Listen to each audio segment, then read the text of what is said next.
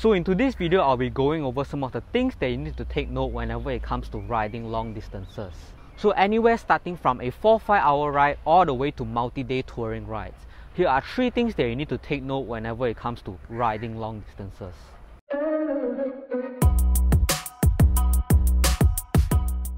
So the first thing to consider about is actually your nutrition. Now the food acts as fuel for our body, and in order for our body to function properly, we need that fuel, just like a car. So depending on how important the ride is, fueling can actually start before the actual day of ride itself. So let's just say it's an event or a race. Usually the day before the actual event itself, people would stock up on carbs and they'll do this thing called carbo loading. So this is where they will have meals that are very heavy in carbs. And this way, before they go to sleep, they store up on those carbs and then they start the next day with a full tank of fuel. Now obviously, if this is just a normal training ride, then it might not be that important to carbo load. But if this is a race or an event, this is a very common strategy that people practice.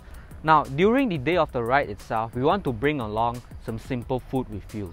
So these are things like sport-specific food like bars and gels. These are very cycling specific. But you can also bring along some more common food like chocolate bar and banana. So bring those food along with you, and if it is an event that you're riding, then during the ride you can take out the food and just eat while you're riding on a bike.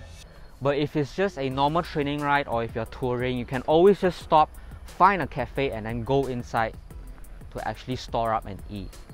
Now bringing the food along with you is one thing, but the second thing that you must not forget about is actually eating the food. Now it sounds simple, but yet many people forget about it because they might bring along the food with them and then they'll cycle to the point where they feel super hungry, they feel super bong, then only they start eating.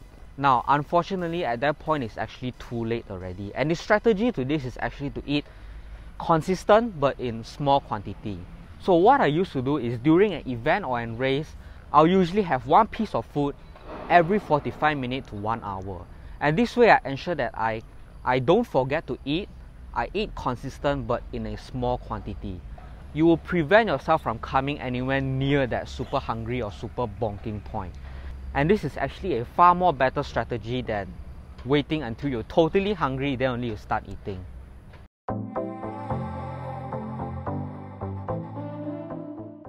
So the second thing to take note about is actually pacing. Now again, this is yet another straightforward and very obvious one, but also something that many riders forget to keep in mind as well. So I think the best way to go about it is actually based on experience, because the more experienced you are, the more you know where your limits are and where your boundaries are. But if you don't have much experience riding long distance, then here are some guidelines and tips and tricks for you to follow. So if you're using a power meter or a heart rate monitor, then I would say begin the ride of an effort level somewhere between zone 2 to zone 3 first. Start off easy, don't push too hard during the first half of the ride. And most of the time, if you're doing long distance in Malaysia, the first half of the ride is often not very hard. The pace is most often very easy, and then the weather is very cooling as well. So it is actually not hard to complete the first half of the ride.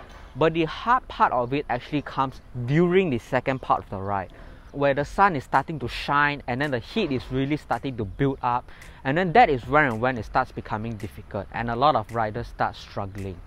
So you want to start off easy first, save something in the tank, and then when the second part of the ride comes, then that is where and when you start emptying the tank. Alright, that's when you start to fight. You fight the heat, you fight the pace, and then that is also where you grow the most as well. So remember to start easy, save something in the tank, and pour out the remaining leftovers in the tank whenever you enter the second part of the ride. Because that is where you get to grow your physical abilities, but also your mental ability. Because riders who can push through that heat and continue riding often have the strongest of mentality.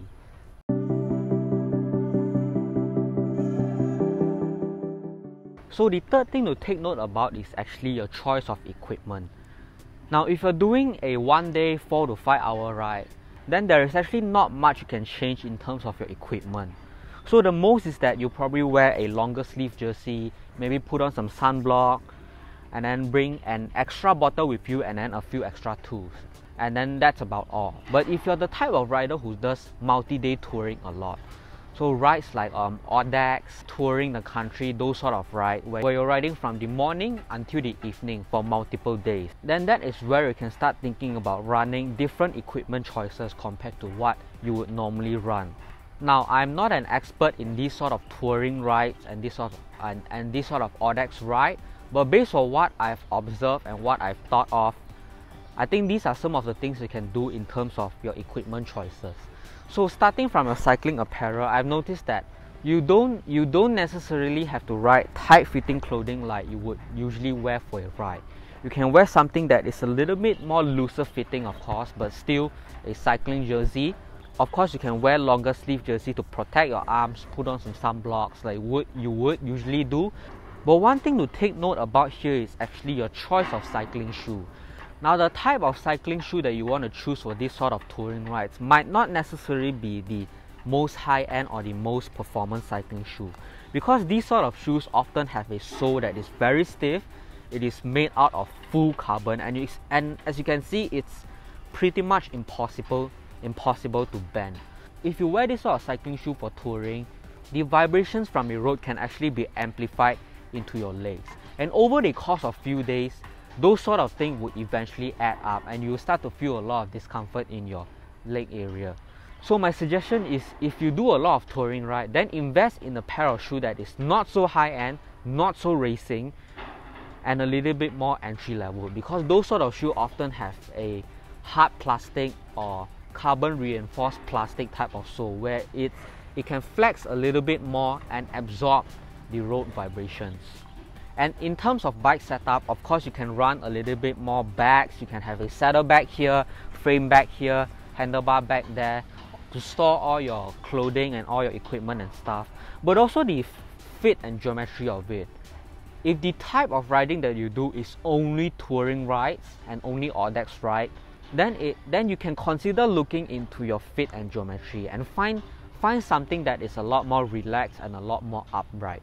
Because again, over the course of few days, all these small things will eventually add up. And if you find a fit and geometry of a bike that is a lot more relaxed and a lot more upright, then you'll find the experience a lot more comfortable and a lot more enjoyable.